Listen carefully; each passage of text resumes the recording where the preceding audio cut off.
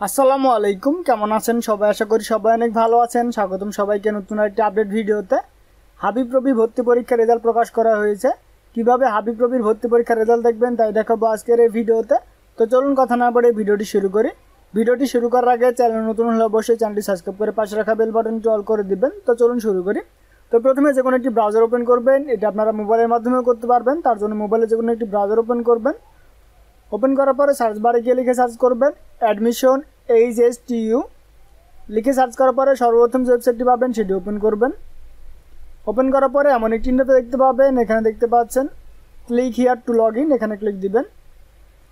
এখানে দেখতে পাচ্ছেন লগ ইন হিয়ার, এখানে আপনার অ্যাপ্লিক্যান্ট আইডিটি দিতে হবে। দেন এখানে আপনি আপনার পাসওয়ার্ডটি দিয়ে দিবেন। দেন এখানে I am not a robot এখানে টিক দিয়ে দিবেন।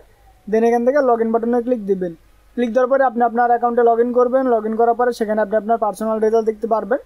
তো আশা করি আপনারা বুঝতে পেরেছেন কীভাবে রেজাল্ট দেখবেন। যদি বুঝতে কোনো প্রকার সমস্যা হয়ে থাকে অবশ্যই কমেন্ট করে জানাবেন, আমরা আপনাদের রেজাল্ট দেখিয়ে দেওয়ার চেষ্টা করব।